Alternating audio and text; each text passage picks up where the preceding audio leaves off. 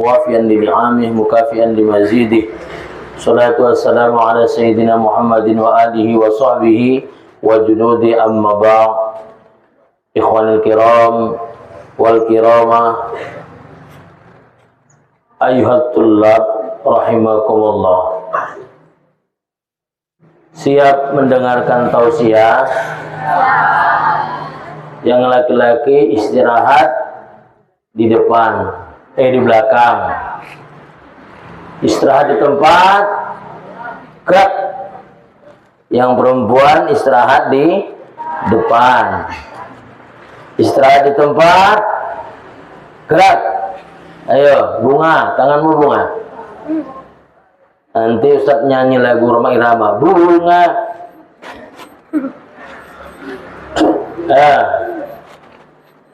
Anak-anak Ustaz yang dimuliakan oleh Allah, hari ini Yaumus Sabti, hari Sabtu. Bagi orang Yahudi, hari Sabtu yang disebut dengan hari Sabat adalah hari beribadah.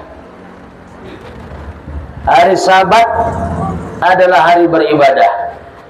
Maka di masa yang lalu, cerita tentang manusia berubah menjadi kera. Tahu kera? Nyemot, monyet. Itu terjadi di kalangan orang-orang Yahudi karena mereka melanggar peraturan hari Sabtu. Bagi orang Yahudi di masa yang lalu, hari Sabtu itu hari beribadah. Tidak boleh keluar rumah satu harian. Kenapa? Karena sudah ada 6 hari untuk mencari makan. Mulai dari Yaumul Ahad, hari pertama. Yaumul Isnain. Apa arti Isnain? Hari kedua. Yaumul Sulasa, hari ketiga. Yaumul Arbi'a, hari keempat. Yaumul Khamis, hari ke Kamis. Kelima, Yaumul Jum'ah, hari di mana mereka berkumpul dengan keluarganya. Keluarga yang satu, keluarga yang lain saling bersilaturahmi. Tapi khusus hari Sabtu tak boleh keluar, karena dikhususkan hari Sabtu untuk beribadah kepada Allah. Begitu juga dengan cerita tentang orang Yahudi yang menjadi B2. Apa B2? Babi. Kok pas sekali bilang babi ya? Ya. Kenapa? Karena mereka juga melanggar peraturan Allah. Hari Sabtu seharusnya hari untuk beribadah, tapi digunakan untuk mencari makan. Karena itu maka Allah merubah wajah mereka menjadi kera di daerah pantai di Palestina atau di daerah Syam. Begitu juga dengan Yahudi yang ada di gunung. Satu kampung yang melakukan perbuatan tersebut, dirubah Allah wajahnya menjadi kera. Satu kampung di daerah tersebut, dirubah Allah wajahnya menjadi monyet. Berarti monyet-monyet yang sekarang dari orang Yahudi, betul? Salah. Karena menurut penjelasan ulama tafsir, monyet yang berasal dari Yahudi itu akhirnya kemudian dimatikan oleh Allah semuanya. Itu kan manusia jadi monyet, cantik-cantik jadi monyet, gimana coba? Ganteng-ganteng tiba-tiba keluar, wow, Bayangkan. Mereka diuji oleh Allah. Yang di pesisir pantai yang dirubah wajahnya oleh Allah menjadi monyet itu. Dari monyet itu dirubah Allah. Kenapa? Biasanya mereka mencari ikan. Hari pertama hari Ahad, hari kedua Isnin, As-Sulasa, Arbi'a, Khamis, Jum'ah. Mereka mendapatkan ikan sedikit.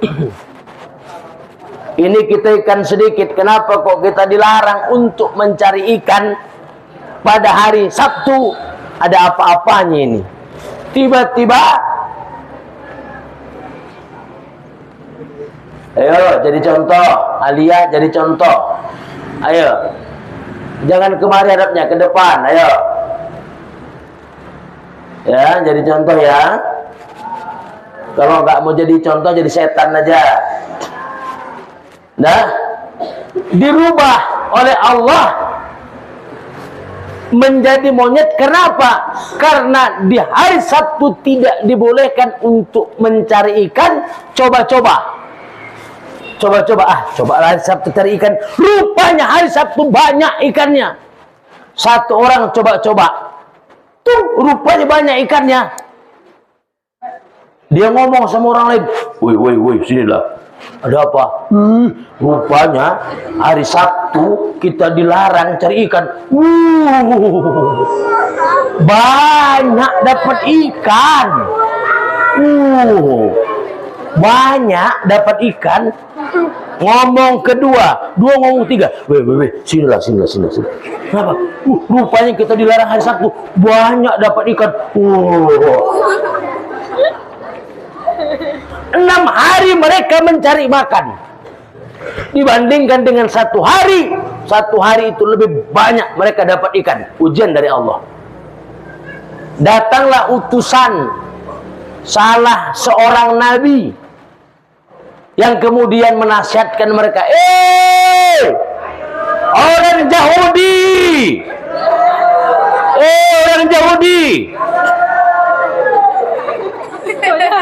jangan cari ikan di hari Sabtu. Allah melarang. Nanti kalian kena azab. Emang gua pikirin begitu? Emang gua pikirin? Akhirnya nasihat demi nasihat, nasihat demi nasihat, tidak mereka indahkan kecuali sedikit yang mengikutinya. Tibalah masanya di mana Allah memberikan laknat kepada orang Yahudi, sehingga mereka dirubah wajahnya menjadi monyet. Dirubah Allahnya menjadi babi. Paham? As-Saqafi. Ada orang yang coba-coba. Woi. Mulai itu. Ternyata, gak ketahuan. Ayo. Kemana? Ke belakang main-main. Gak ketahuan. Woi. Akhirnya ini virus meletus. Ditembak meletus. Virus. Maka kejahatan itu merupakan virus yang akan menularkan pada yang lainnya. Satu melakukan tidak dihukum, akhirnya kemudian yang lain ikut. Yang lain kemudian mengajak yang lain, yang lain mengajak yang lain, lain mengajak yang lain, lain mengajak yang lain, lain mengajak yang lain, lain. Akhirnya semua menjadi melakukan kemaksiatan. Oleh karena itu, orang Yahudi tadi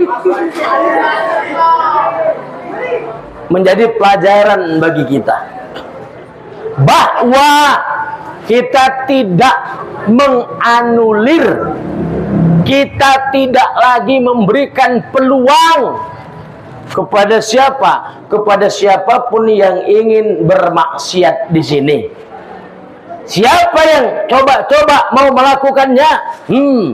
Hati-hati, ada Ustadz Wandi Cihuy.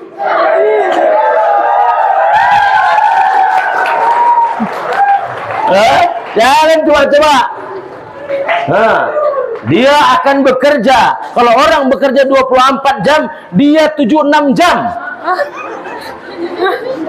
Wah, luar biasa. Ya. Oleh karena itu anakku sekalian, tolong sekali lagi jangan coba-coba. Setelah kemudian selesai terhadap tugas kita untuk membersihkan kemaksiatan di Pondok Pesantren As-Saqafi, kita akan tingkatkan untuk meningkatkan kualitas anak-anak supaya lebih baik belajarnya. Maka nanti akan ada lagi hukumannya. Yang tak selesai tafsir selama 1 bulan, kita skor nanti. Loh iya, serius. Kenapa? Karena hukuman sudah dijalankan. Oke, sudah mantap, sudah. Yang kena tempeleng-tempeleng, kena pecat-pecat, kena sembur-sembur macam. Nah, kualitasnya mana? Tolong ditingkatkan kualitas. Kalau belajarnya begitu-begitu saja, bukan hanya dirimu yang rugi, semua orang yang berkaitan dengan kamu pun akan rugi. Kalau belajarnya begitu-begitu, maka kita akan terus meningkatkan keyakinan anak-anak kita, kekuatan mereka untuk belajar, serta bersama-sama memikul amanah, agar amanah ini bisa dijalankan dengan kualitas yang baik. Ingat ya, Naku, telur, kalau orang Melayu bilang telur apa namanya? Tembugo. Tembugo atau tembugo. Telur bosok. Nah, itu telur bosok tuh. Itu pasti berbeda dengan telur-telur yang baik.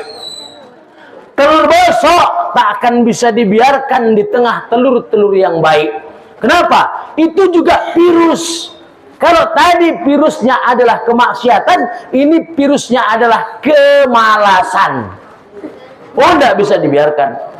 Kami perhatikan, kalau di kelas itu nuansa belajar agak tinggi, itu lumayan, bagus-bagus anaknya. PR siap, selesai, dan seterusnya. Tapi kalau di kelas itu, nuansa belajar malas, muncul. Paling cuma 1-2 orang aja yang rajin. Selebihnya, hantu. Malas maksudnya.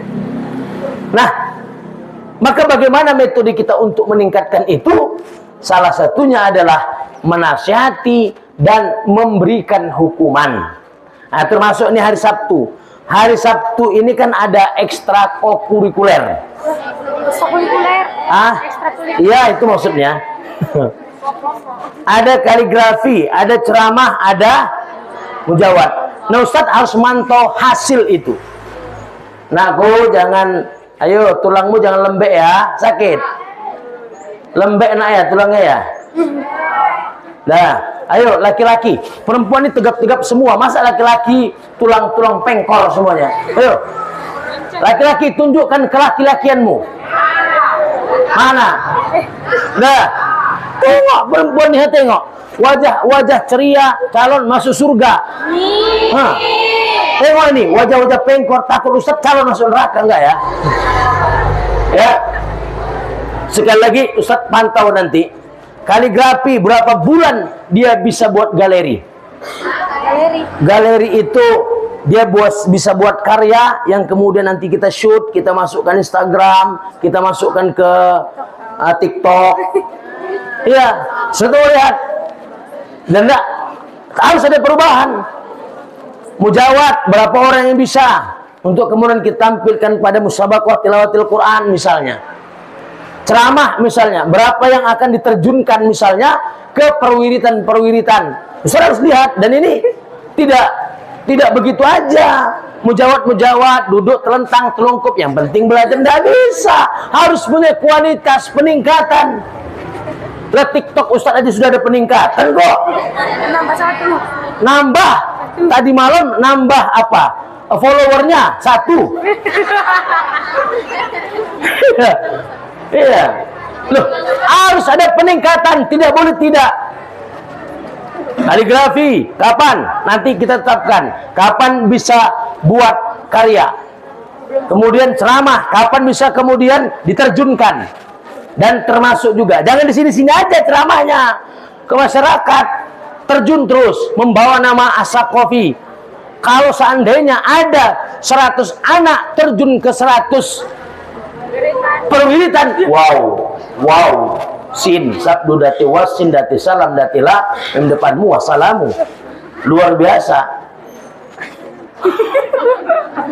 Ya, termasuk juga mujawad, harus ada peningkatan. Kita akan lihat terus, kita akan pantau kualitas.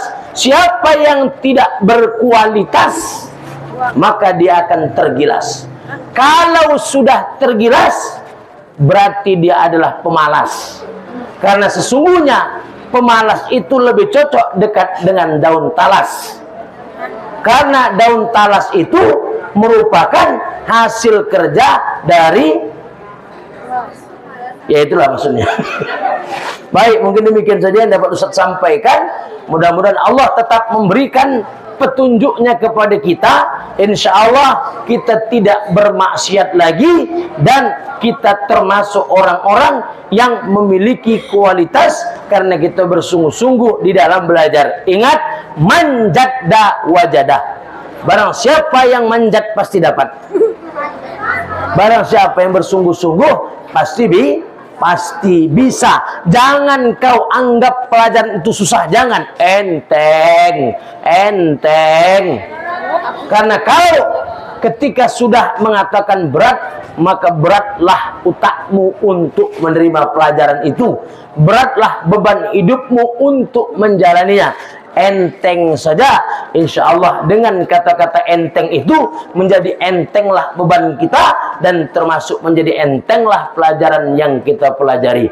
Mungkin demikian yang dapat saya sampaikan. Mudah-mudahan Allah memberikan petunjuknya selalu kepada kita, dikumpulkan kita di tempat yang mulia ini. Insya Allah di akhirat nanti Allah kumpulkan kita di dalam surganya. Amin. Amin ya Rabbal. Assalamualaikum warahmatullahi wabarakatuh.